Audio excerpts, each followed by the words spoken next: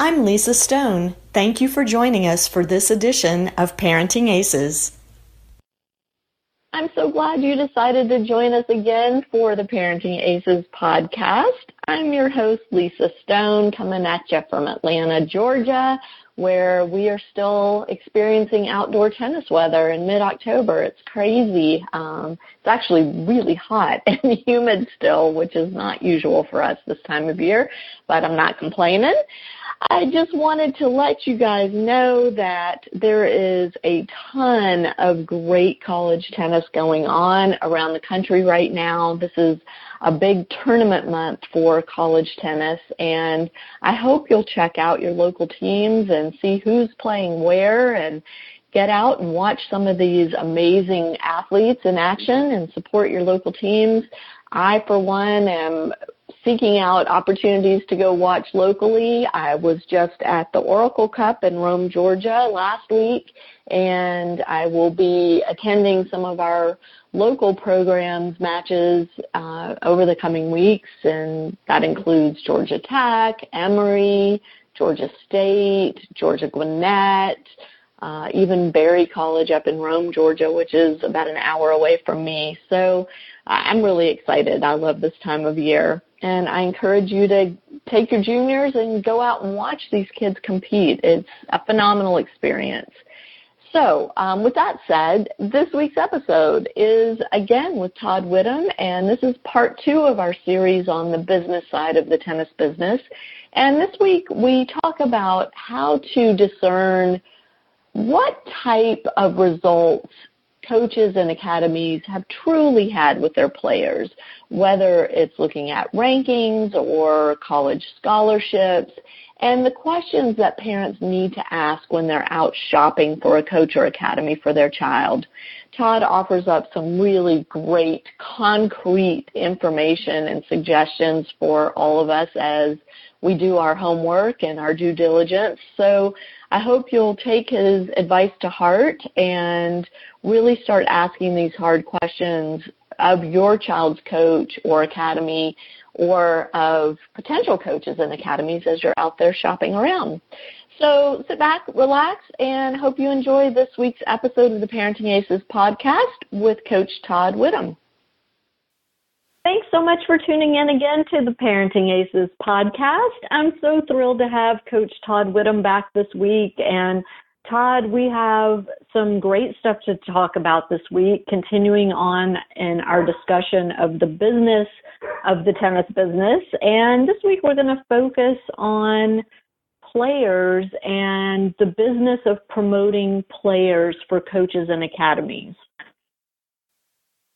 Hi, Lisa. Thanks once again for inviting me on this show, and I'm excited to speak about another important topic for the parents that tune into to your show. Well, thanks. And so really the question now is, because last time we talked about how coaches and academies market themselves and some of the things that parents should be looking at when they look at the marketing materials of these various academies. This week, we're going to focus more on how they market their players and some of the things parents need to consider when they're looking at a coach or academy that boasts having, internationally ranked players or X number of players that have gone on to play D1 tennis or whatever the case may be.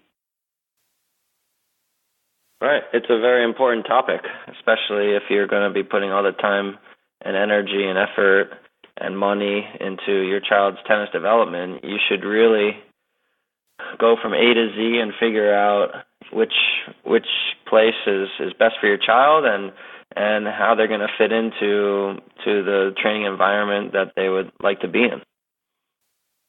So when we talk about the fact that, Academy A says they have 25 internationally ranked players and they've sent over 100 players to D1 universities on scholarship, what might that really mean? Well, it could mean that they did send them off to college in D1.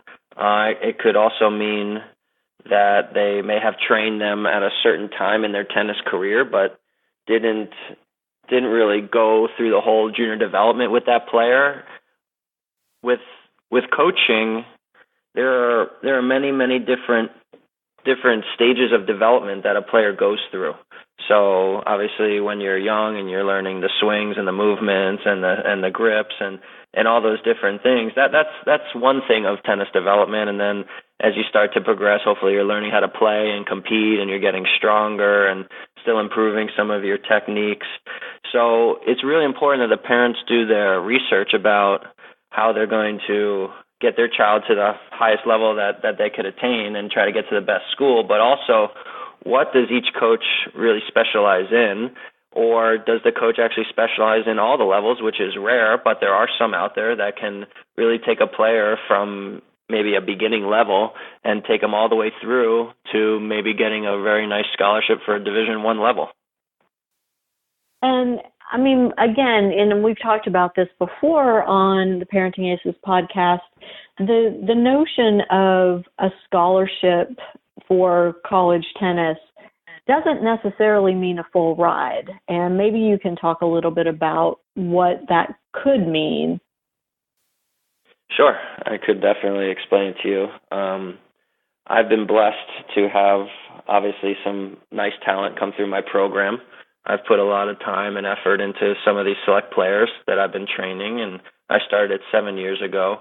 And basically, it's a very gray area of a child going to a Division I college and what type of scholarship they may be receiving.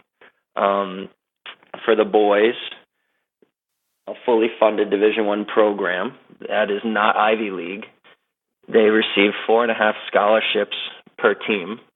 And there's basically around 10 players. There could be more, there could be less on a men's Division I tennis team. So that's really not a lot of scholarship available for the boys team. Now on the girls side, there's 8 full scholarships, and there could be on the girls side maybe 10 players or more or less. And so there's more scholarships available on the girls side. In terms of maybe on the boys' side, kind of dividing up the scholarships, there are many boys that'll say, I got a scholarship. And some scholarships may only mean that you're receiving maybe a couple $1,000s worth of books. And so they put, well, my child or these players got scholarships to these universities, and they did. But I know a lot of people think that many of the players are receiving very big scholarships, and the big scholarships, especially on the boys' side, are really for the big-time starting players in the lineup. Then it starts to obviously get less and less as you go down the lineup. On the girls' side, there's 8 full rides, which is a beautiful thing for the girls, and so the scholarships for the girls programs usually don't get cut up quite as much. Some do, but usually not quite as much as obviously as the boys' side. And understand that a lineup at a D1 school consists of 6 lines of players. So there are 6 singles players, and then there are 3 doubles pairs. So it could be the same 6 that are playing singles are also playing doubles, or there could be, maybe a 7th or 8th player that's put in the doubles lineup that's not playing singles. So again, there are 4.5 scholarships on the men's side to cover 6 lines in the lineup minimum. So obviously, not everybody in the lineup is getting a full athletic scholarship. Well, that is right, Lisa.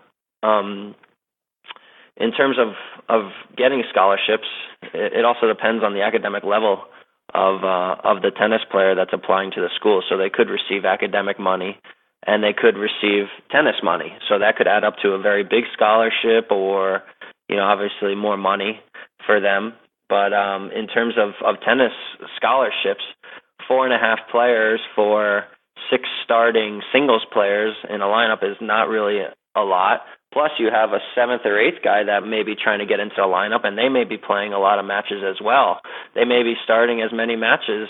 The 6, 7, and 8 guy may be all dividing time evenly on their college team. So then those scholarships may be getting cut up, or they could even be walk-ons or very, very small scholarships. Like I said, maybe they receive a 10% scholarship that maybe only covers maybe some books and meals and stuff like that. So it really all depends on the academic level and the tennis level of the child.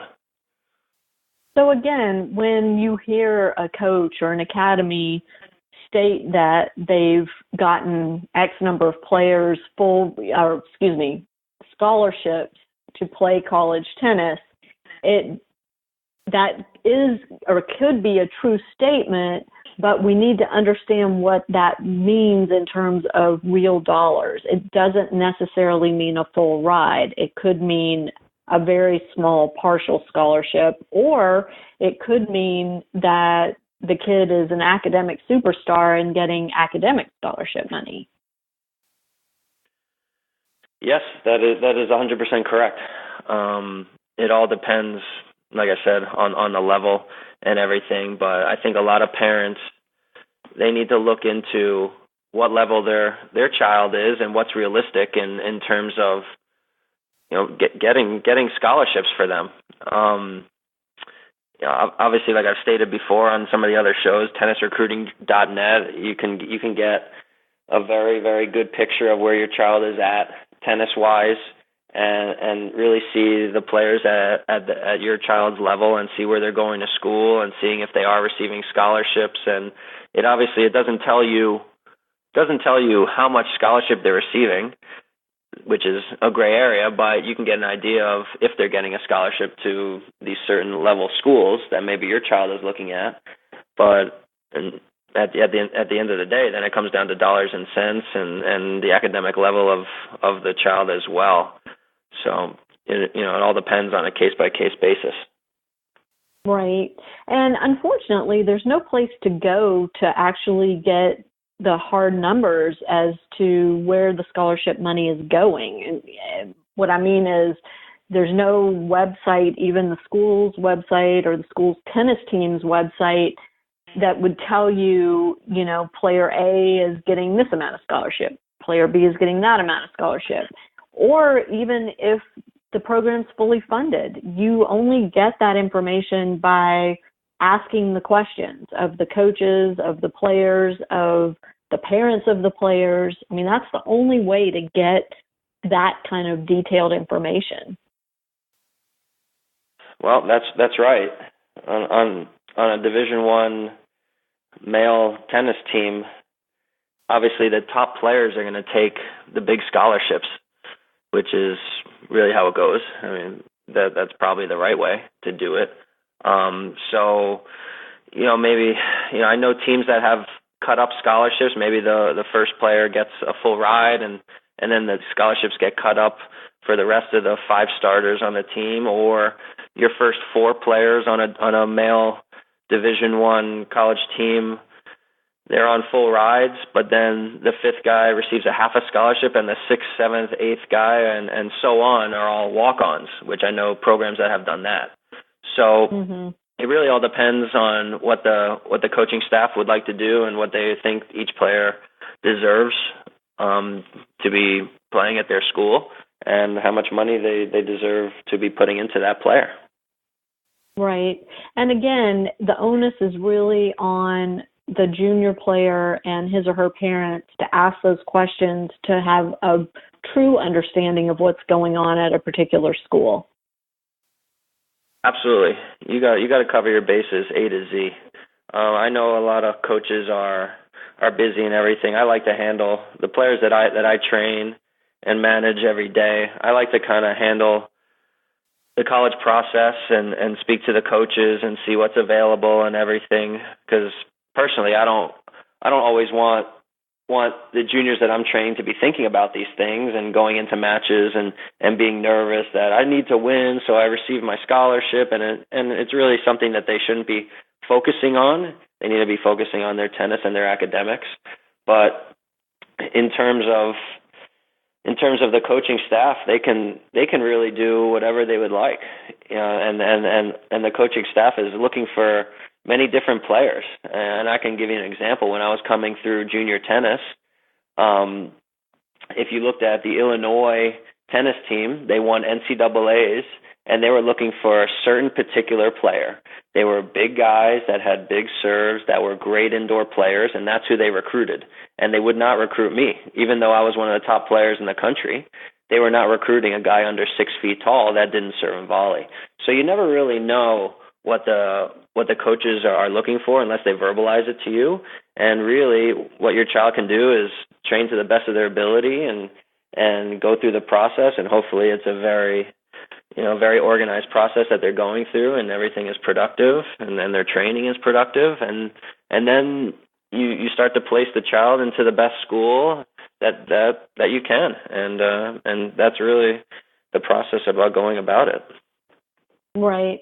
But getting back to the business side of tennis again, and when a family is searching for the right coach or the right academy for their child, and they're reading marketing materials, looking at the academy website or social media, Facebook page or whatever, and they see, we've put X number of kids in college at this level with scholarships. Again, the onus is on the parents to ask the next question, which is, okay, that's great. You say in your marketing materials that you've put 25 kids in this type of college environment with scholarship over the last year. Really, what are we talking about? How much money did they get? Were these full rides? Were they partial? Were they academic scholarships because the kid was not only a great tennis player, but also a great student?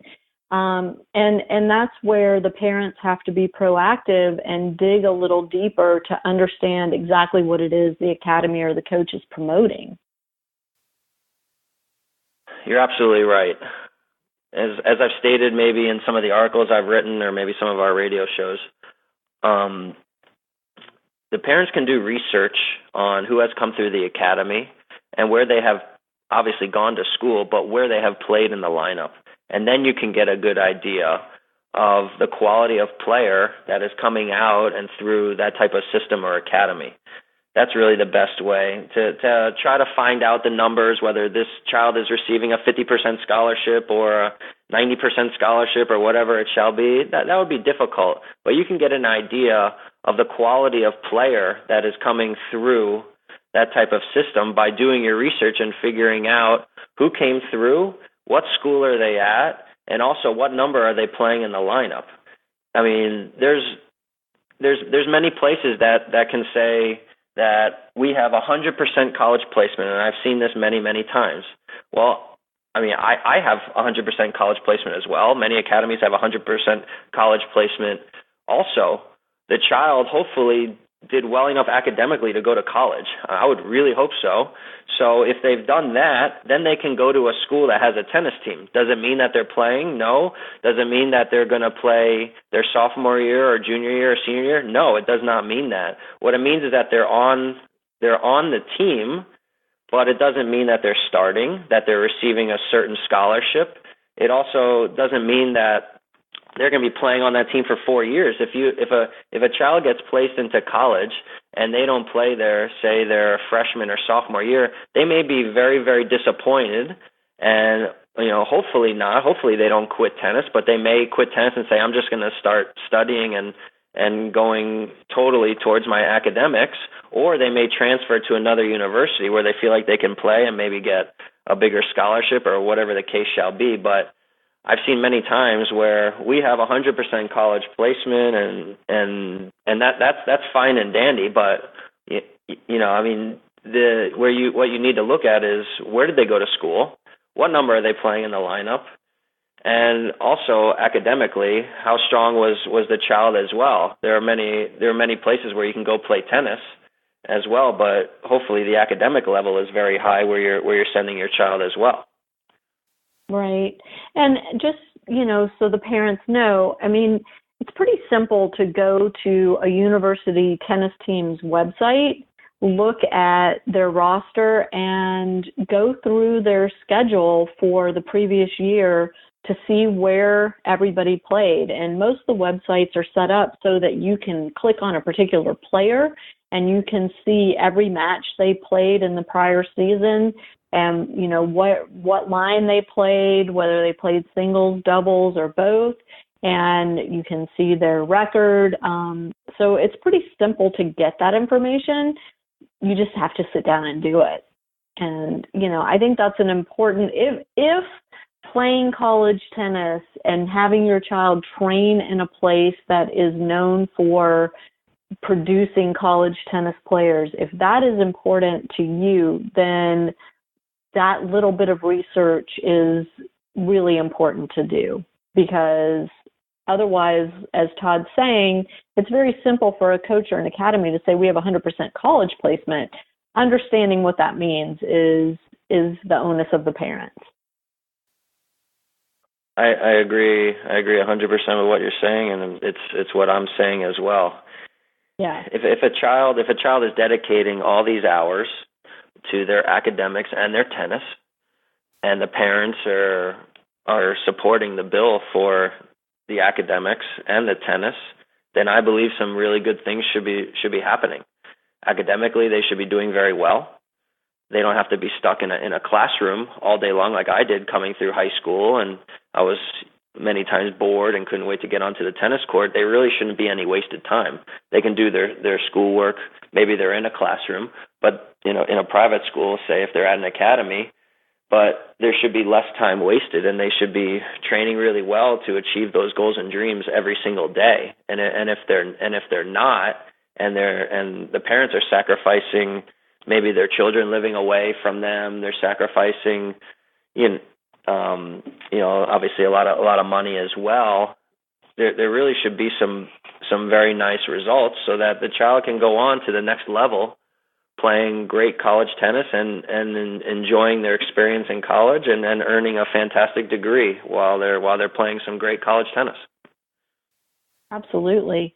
Well, let's talk about another aspect of marketing, which is an academy or a coach saying that they have, 25 internationally ranked players, or, 25 of the nation's top players, and what that might mean for a new player coming into the academy. And what are the things that what are the questions the parents should ask about that piece of the academy's marketing? Well, that's an excellent question. If an academy is saying that they have a certain amount of maybe international players, then I think that's fantastic. If those players are if the academy is in the United States, those players are looking to most likely move on to the next level, which would be college. Maybe there's a pro in the making or whatever, but the vast majority are going to go play college tennis. So those types of players that are international, they're going to go the ITF tennis tournament route.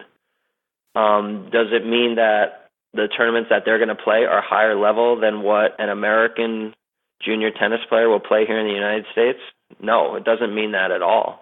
In fact, many of the kids that are running off to the Caribbean and other parts of the world to be playing low-level ITF tennis tournaments, I can tell you here in South Florida, there are tournaments here locally that are much stronger than those tournaments, and you don't need to leave South Florida. So just because it says international doesn't mean that it's higher level or more professional or whatever you shall want to call it. But I think a lot of people, they don't really know what route to go. And so they start to hear international, and my child is going to go play international tennis tournaments.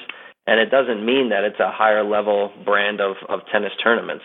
But the international tournaments, obviously, an international player, they can't be playing national tournaments here in the United States, so they have to go that route. But if your child is an American tennis player, they don't have to go that route.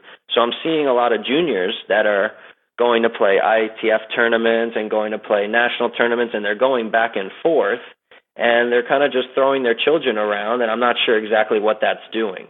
If the goals and dreams of the child are to be playing maybe Grand Slam tennis tournaments, just understand that your child is going to have to be chasing points around the globe all year long to be trying to play in the biggest junior tennis tournaments in the world when there's already many, many tournaments here in this country.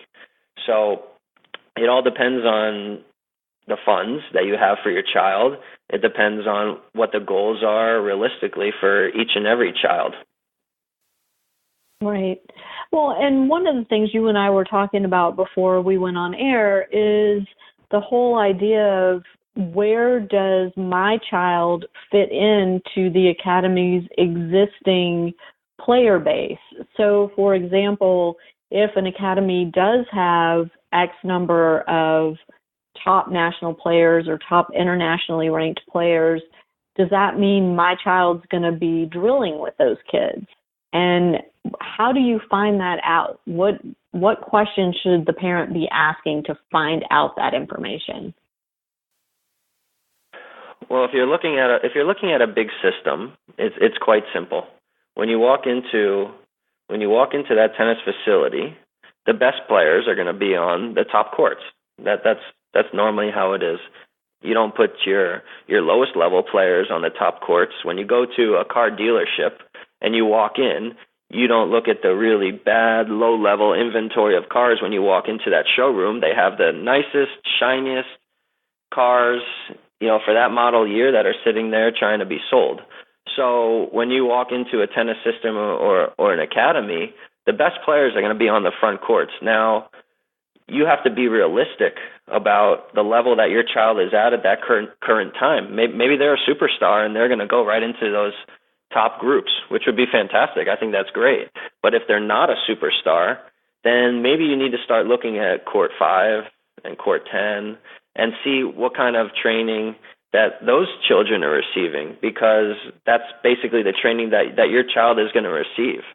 So when you walk through the door, your child may also be thrown on a higher court than they really deserve to be on, because quite honestly, that academy or system, they would love to have your business. So when you walk in and go, wow, I'm going to be playing with players better than me all the time and training with them, and this is fantastic, that's not always the case. So you need to be realistic about who's going to be guiding your child and where they're going to be fitting in to where their training environment is.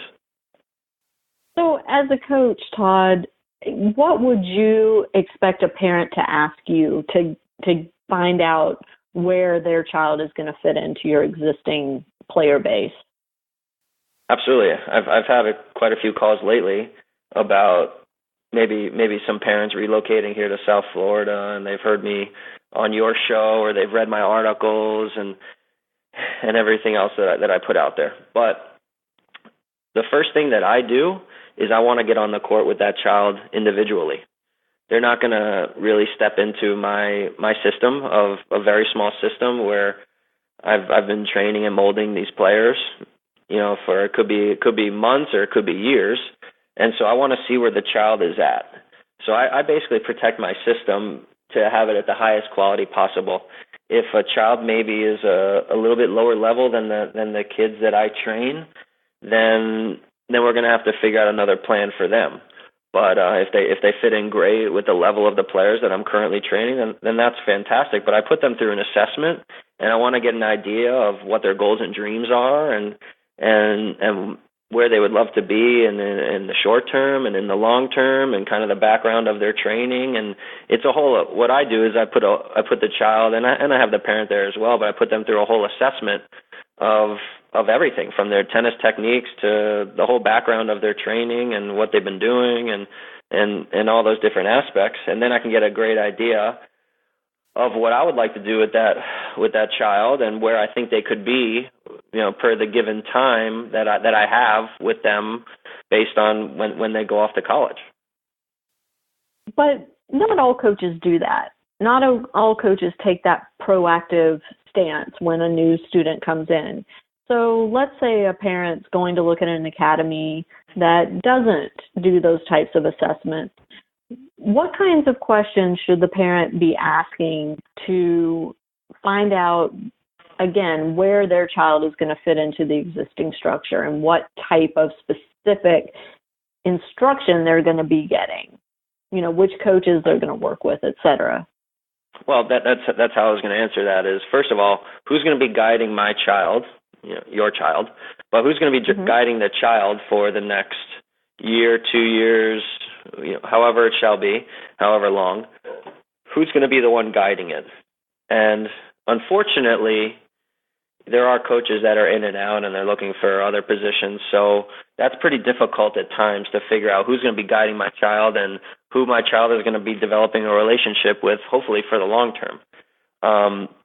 That's number one. Number two is what tournaments is my child going to be competing in? That's super important as well, because you need exposure for the next level, which would be the college level. If you're going off to foreign countries and going to play international tournaments, well, there might not be a lot of exposure to be playing college tennis in other countries. A lot of the college coaches in this country, they go to tournaments here in the United States. They also travel abroad, but many times I don't think that they're going to, say, the Caribbean for low-level ITF tournaments. So you want to make sure that your child is getting very good exposure to college coaches as well. Also, if your child is at an academy, you have to make sure that the academic level that your child is receiving is superior for them. You don't want them to be struggling in school and falling behind, and all these things need to be organized so that they can go to the next level, which is to college. So there's a lot of things that need to be looked at, but from a tennis perspective, you have to make sure and know that this person is guiding my child's tennis, and there's not a whole bunch of people and a whole bunch of different philosophies guiding my child, because that's really just gonna confuse your child. I mean, every coach has different philosophies of how they coach, and they have different backgrounds, just like the kids have different backgrounds and from where they came from and their training environments and everything. But what I can tell you is that if you have multiple coaches that are coaching your child on a daily basis, it's going to be very difficult for them to be applying everything that's trying to be taught to them, and it could be very confusing to them, and the productivity is going to really take a big hit. Well, and sadly, what ends up happening a lot of times is the name coach, the one who runs the academy or runs the facility, is, like you said, on court 1, 2, 3 with the top level players. And then you've got the more inexperienced coaches working on the lower courts, and the lower courts really require high level coaching too, especially for the kids that do aspire to get better and to eventually be college ready. And so I think it's super important to watch the coaches on those lower courts, if that is indeed where your child's going to fit into the structure, and get a sense for those coaches and their knowledge and their coaching style and the way they interact, and watch the kids on their courts, and whether the coaches are able to keep the kids engaged, and what the discipline level is like, and all of those things, because what the name coach of the academy is able to do versus what some of the lower level coaches are able to do is oftentimes very, very different. Absolutely. That's why they make more money. Right? Right? Yeah. The guy running the academy is not paying the assistant more than he's making, right? That's right. That's right. So it's crucial to know who's guiding your child. Even though the parent of the top level kid and the parent of the kid on court 10 are likely paying similar fees to the academy. So you're paying for the high level coaching, but your child may not be receiving that high level coaching. And actually what happens a lot of times, and Todd, I know you've seen this, is the academies will let these high level players come for free, or even, maybe a reduced rate, just so the academy can boast that they've got these top level players training there. Absolutely. Well, that's the money / business side of tennis. Those are the kids. Yeah. I was going to say, you're paying more for lower quality coaching.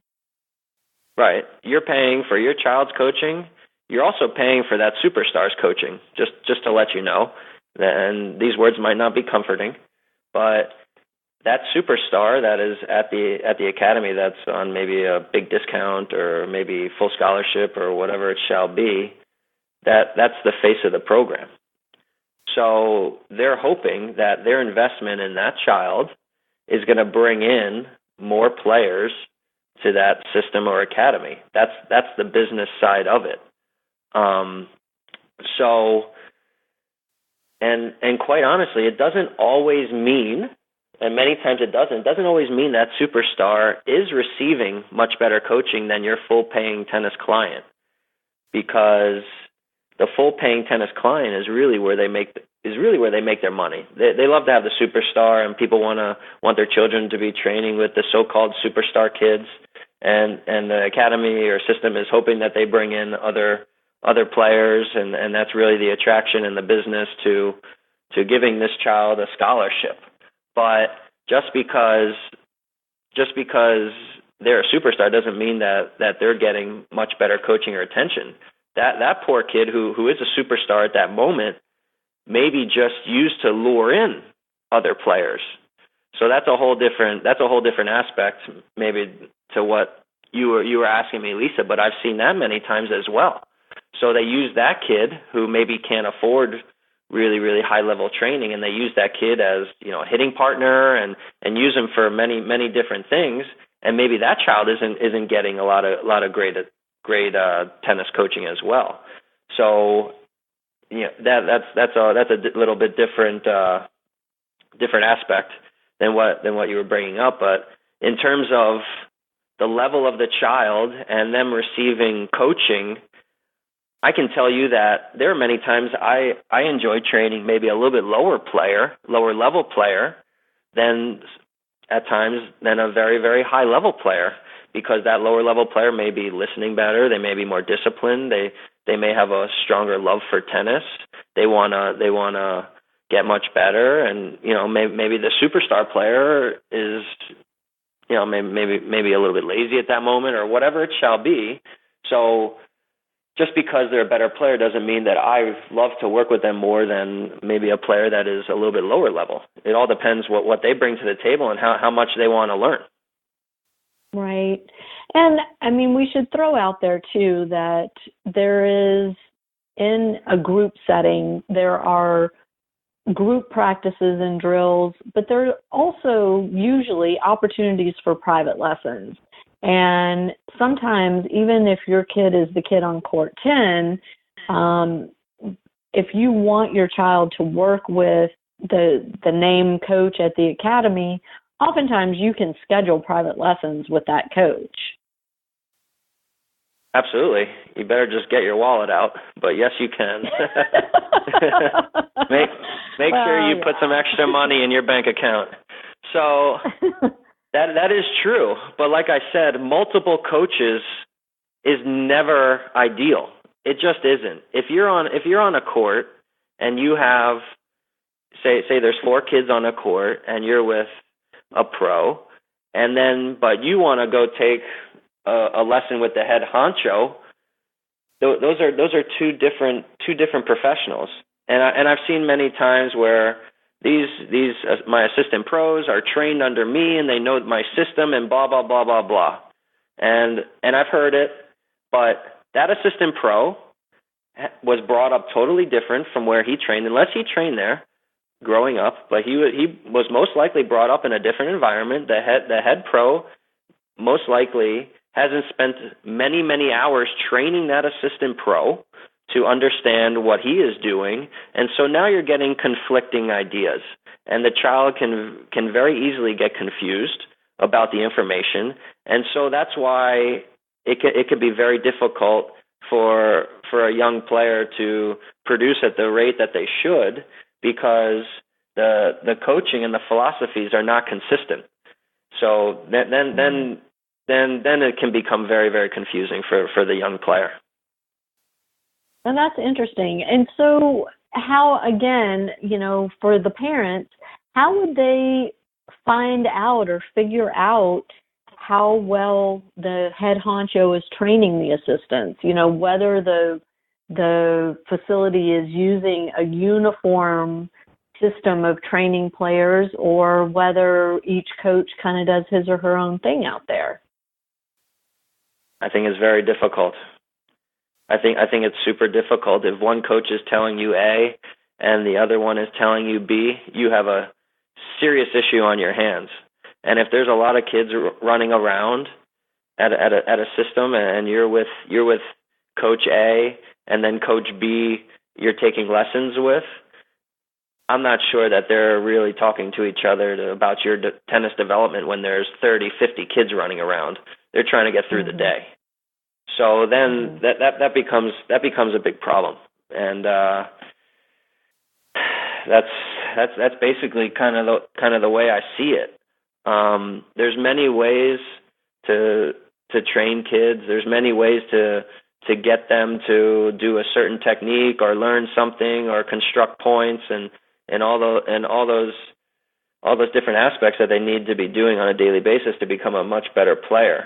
But if it's not consistent day in and day out from the same voice, then it's going to stall the progress of the student. Yeah, and I mean, we should point out too that a lot of times the assistant coaches aren't sticking around for long periods of time. They're typically looking to become their own head coach in their own facility, so they're making more money. So a lot of times the assistant coaches at facilities may be, players who recently graduated from college or players that, maybe went out on the tour for a year or two and weren't able to make it financially, and so kind of taken up coaching as a plan B. So I think asking the hard questions about who specifically will be working with your particular child is crucial. Absolutely. Just like in college coaching, many of the coaches are going around the country, if not the world, trying to find the best job. Maybe the parents listening to this did the same thing when they maybe graduated from college and they were trying to settle down, and they started at one place and ended up in another place. This is really no different. The college coaching, it's many times the college coaches won't be there for your child's 4 years of college tennis, and that's unfortunate, especially if they chose the school based on that particular coach. That happened to me at the University of Miami. The head coach was there for 3 of my 4 semesters. He was not there for my 2 years that I spent at the University of Miami, and in fact, he was there recruiting players, and he recruited players, and they came there for him. And by the time they came in as freshmen or as sophomores, he was no longer there. So he got a much better position, and he was earning more money, and he needed to do it for his family, and it's understandable, but these things happen. So it's difficult, and especially at a tennis system or an academy, I'm sure that the assistant pros are always looking for much better opportunities for themselves. So it's you make the best of every situation, but the chances of whether it's kids out of college or younger people off the tour, they're always looking to better their career. So if they can, unfortunately, they're going to take off, and that business of having assistants it happens all the time. I see it all the time, and it is what it is. It happens, I'm sure, in every avenue, every business. Sure. So we've talked about the college scholarship question. We've talked about the number of top players that an academy advertises they have, and understanding how your child is going to fit into that academy structure, what are some other things that we need to be looking for as parents when we're choosing an academy? What are some of the things that the academies are advertising that we may need to dig a little deeper about? I think you need to dig deep about, especially the ones that are being advertised, you need to dig deep about when were those players actually there and how long were they actually there. There's big time players that I competed with that made lots and lots of money in professional tennis, and I didn't really know that they were even a part of some of these different systems or academies, so it always surprised me when I saw that their faces or names were being advertised. So if that excites you as a parent, then you really need to do your research about when were these particular players there, if they were there, how long were they there? Because if you're planning on having your child be at a certain place for, it could be a half a year, multiple years, you need to know these things. And if players did leave after a certain amount of time, then you really need to know why they were not staying there for long durations of time. That's very, very important. People may get lured in because it's very good marketing, it's very good advertising, but after their check runs out because they paid up front, they leave. So if they leave, there could be something wrong. And so when you happen to pay up front, you're kind of stuck, obviously. I've had plenty of parents call me and say, I want to leave the current situation I'm in and blah, blah, blah. And then at the end they say, well, we really can't yet because we've paid up front, but we are for sure leaving and we're not writing them another check. So you need to understand when the players were there training, how long they were there training, how old they were when they were training there, and then you can get a better idea of what would be best for your child. Not just a website that has a bunch of nice faces that made a lot of money on the professional tour and kids that went off to some good universities. Many of those things are just to lure you in. They're not exactly what they're producing on a daily basis. So you have to look at it maybe from a different perspective.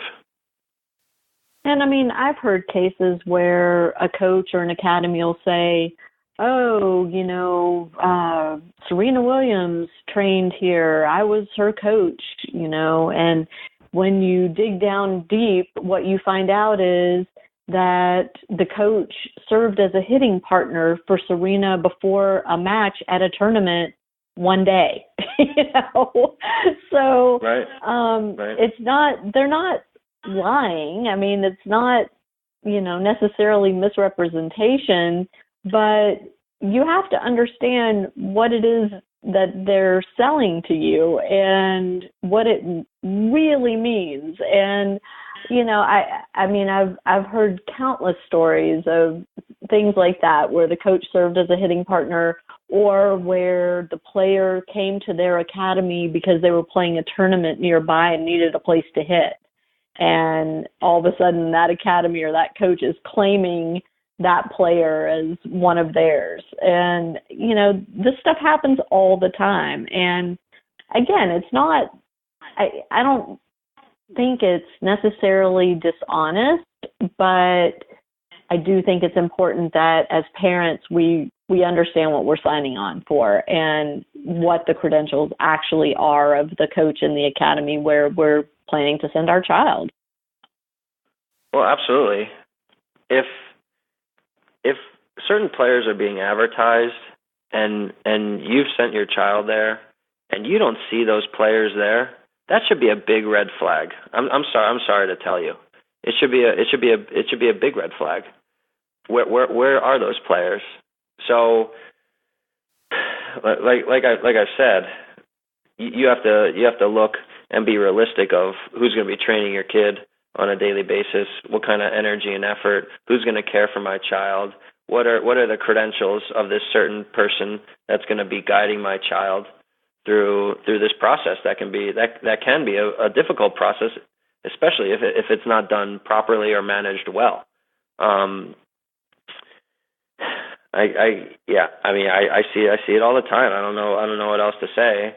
You see it all the time, and it's a great marketing tool that this person or that person has been here, and when you walk through the door, where are they? I've had, and for I can tell you from a personal case, I started training a girl that had left a certain tennis system in South Florida, and she was struggling big time. I hadn't been pretty close to the family, so I started training this particular girl. After about 3 months, she made the finals of a national tennis tournament, and the previous system started advertising her that she had just made the finals of a national tennis tournament, and I was training this girl 4 hours a day. And so if I was a parent sitting there and I saw that, I'm not sure exactly if that would be rubbing me the right way. Of, she's not here anymore, but you're still advertising this particular player. And from a parent, I'd be kind of concerned that this person went somewhere else and they're having better results. Yeah. Yes, point well taken. So, I mean, I feel like, Todd, you've given us some really good things to think about in our part 2 here of our little series on the business side of tennis. And parents, I hope that, this has given you food for thought as you consider where your child's going to train. And hopefully your child's already somewhere that you're super happy with the coach, you're super happy with the environment. But in case you're not and you're looking to move, then it's important to take a look at these different aspects of the coach and the facility that Todd has brought out today, because marketing materials can be deceptive, and even if they're not meant to be deceptive, sometimes we as parents see things a certain way because we want to see them that way. And it's important that we take a realistic view. And Todd, I think it's great that you're continuing to remind us that, when it comes to our own kids, we have to be realistic. The onus is on us as the parent, the person writing the check, the person responsible for the well-being of this child, to do our homework and make sure that we know exactly what we're getting into. Absolutely. At the end of the day, you're going to end up spending a lot of time, a lot of energy, and a lot of money into your child's development, not only as a tennis player, but as a person. And it can be a very, very great investment for your child to go on to play college tennis. And it could be money and time very worthwhile if it's done properly. If it's not done properly, then it can be very stressful and disappointing. So you don't really want to see anyone go through that. But if you haven't done your research and you're just going off of a website and this and that, then you could be in trouble after a couple of years. And like my mom always said, who's been on the show, you can replace money, but you can't replace the time lost. And that's really the way that it is. Yeah, absolutely. So Todd, if my listeners want to reach out to you, can you give them the best way to get in touch? Absolutely. So the best way to get in touch with me would basically to go on my website, which is www.twtennis.com, and you can shoot me an email, which some of the viewers have sent me an email. The past week I've gotten quite a few actually from your show, Lisa. So awesome. I guess well a lot of people are enjoying it. Yes. I guess a lot of people are listening and they're taking it to heart, because to me it's my truthful information that I like to give out to the parents, and hopefully the children have a great tennis career wherever it takes them. But they can reach me on my website, and they could also they can go on my email, which is todd@twtennis.com. And as well as you can give me a call at 954-296-5610 and 954-296-5610. So perfect. those are the and best I'll ways. include all that I'll include all that information in the show notes. So listeners, in case you missed it, just check out the show notes and there'll be links to Todd's site, his email address, and his phone number there. So Todd, thanks again for doing the show again. And do we have a part 3 of our business of tennis? Absolutely. I got plenty more hours of things that I could speak about the business side of tennis. No doubt about that. So. Cool. All right. So listeners, we'll have Todd back on in the next few weeks for part 3. And if you missed part 1, I hope you'll go back and check that out. And I'll have a link to that in this week's show notes as well. So thanks for tuning in. Todd, thanks again for being with us. And we'll catch you next time on Parenting Aces. I hope you enjoyed this week's episode of the Parenting Aces podcast with Coach Todd Widom. Be sure and check out the show notes for links and contact information on Todd. And as always, we encourage you to share the podcast with your tennis community, whether it's other parents or coaches or juniors that might need the information. And also, we are still seeking sponsors for the Parenting Aces podcast. So if you're interested, please check out the show notes for a link to our sponsorship opportunities, and we'd love to have you on board. Have a great week, everybody, and we'll catch you next time on Parenting Aces.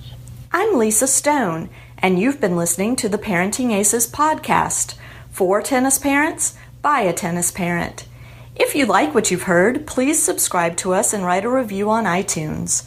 For more information on navigating the junior and college tennis journey, visit us online at parentingaces.com. As always, a huge thank you to our sponsor, tennisballs.com.